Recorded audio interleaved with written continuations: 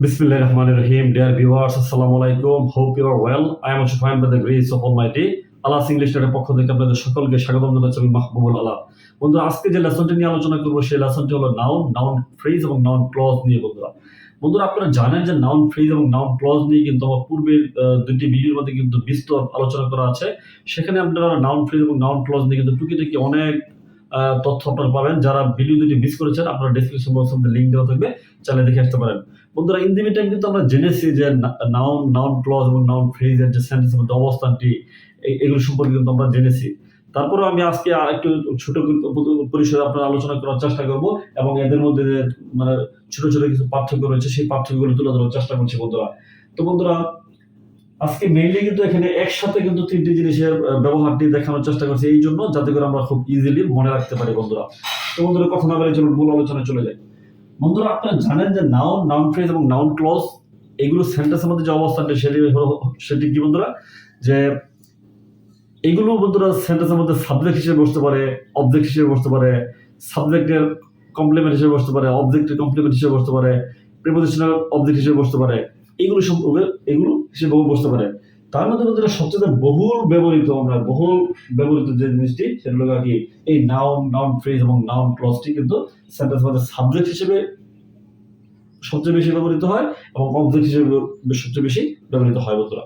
তো আমরা প্রত্যেকটা থেকে কিন্তু একটি একটি করে কি সাবজেক্ট হিসেবে এবং অবজেক্ট হিসেবে যাদের ব্যবহারটি এখান থেকে আমরা এক্সাম্পল গুলো তুলে ধরছি, আপনারা বন্ধুরা একটু লক্ষ্য করুন। যেমন দেখেন বন্ধুরা, এই যে তিনটি এগুলো কিন্তু বন্ধুরা সাবজেক্ট হিসেবে ব্যবহৃত হয়েছে বন্ধুরা, সাবজেক্ট হিসেবে বন্ধুরা। তাহলে দেখেন বন্ধুরা, প্রথম যে এক্সাম্পলটা দেখেন, Messi is a good player. That means তাহলে কি দেখেন, মেসি, মেসি হলো সাবজেক্ট বন্ধুরা, এখানে নাউন, এটি একটি মাত্র ওয়ার্ড। তাহলে আমরা তো বন্ধুরা জানি যে কোনো কিছুর নাম কি নাউন বলে, আর সেটি যদি একটি মাত্র ওয়ার্ড হয় তখন সেটি হলো বন্ধুরা নাউন। যেমন দেখেন Messi is a good player. এখন দেখেন বন্ধুরা, সেকেন্ড যে এক্সাম্পলটা বন্ধুরা, মেসি's grandmother loved him very much। তাহলে হো loved him very much, তাহলে মেসি's grandmother, এই যে বন্ধুরা সাবজেক্ট, এইটুকু বন্ধুরা সাবজেক্ট।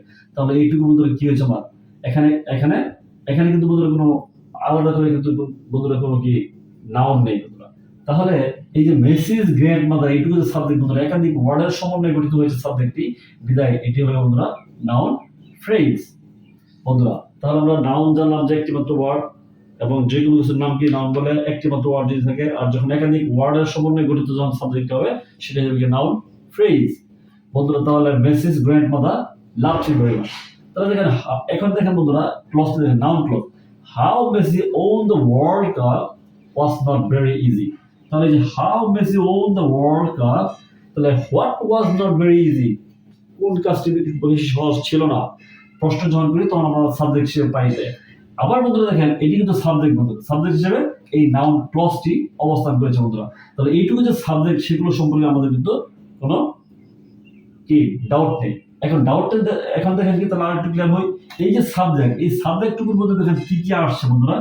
এই যে মেসি, আমরা জানি যে কি নাউন ক্লজটি কি how, what, when, relative pronoun এবং রিলেটিভ ভার্ব দিয়ে কি নাউন ক্লজটি শুরু হয়, এটি একটি শর্ত।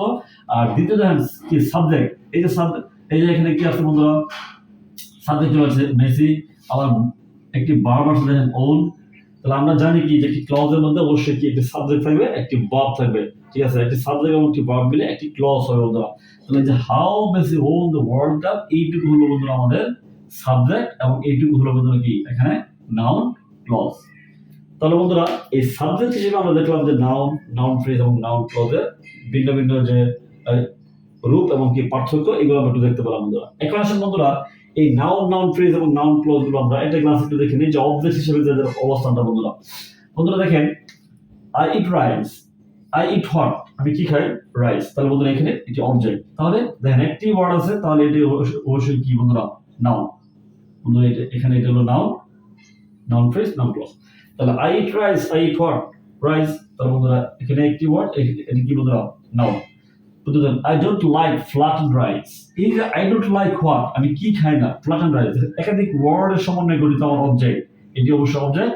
তাহলে একাধিক ওয়ার্ডের সমন্বয়ে গঠিত হয়েছে বিধায় এটি কি বন্ধুরা, এখানে কোনো সাবজেক্ট নেই, কোনো ভার্ব নেই, তাহলে অবশ্যই এটি নাউন ফ্রেজ।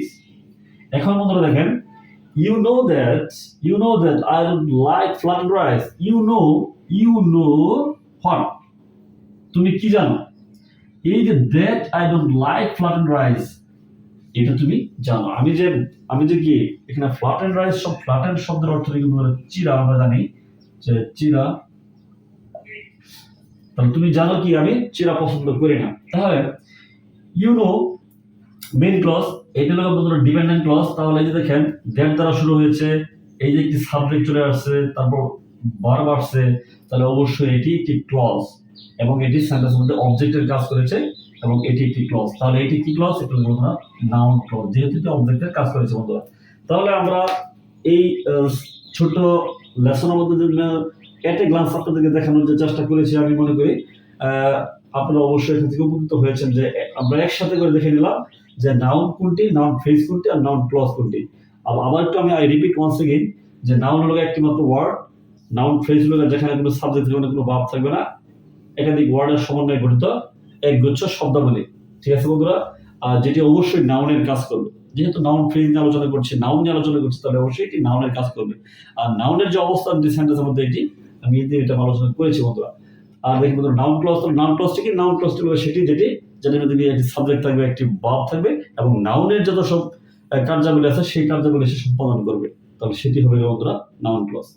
তাহলে বন্ধুরা এই ছিল আমার ছোট্ট পরিসরে নাউন ক্লজ এবং নাউন ফ্রেজ নিয়ে আলোচনা। বন্ধুরা এই ছোট্ট আলোচনার মাধ্যমে আপনারা নাউন ফ্রেজ এবং নাউন ক্লজ নিয়ে আপনাদের কনসেপ্টটি কি পরিমাণ আপনারা ক্লিয়ার করতে পেরেছেন আমার কমেন্ট বক্সে জানাবেন। আর যারা ইন্ডিভিজুয়ালি আমার চ্যানেলকে সাবস্ক্রাইব করে আমার পাশে রয়েছেন তাদেরকে অসংখ্য ধন্যবাদ জানাচ্ছি। যারা নতুন এখনো চ্যানেলকে সাবস্ক্রাইব করেন নাই, যদি আমার লেসন ভালো লাগে থাকে আপনারা অবশ্যই সাবস্ক্রাইব করে পাশে থাকবেন। তো বন্ধুরা আজকের মতো এই পর্যন্ত, সকলে ভালো থাকুন, সুস্থ থাকুন। আসসালামু আলাইকুম।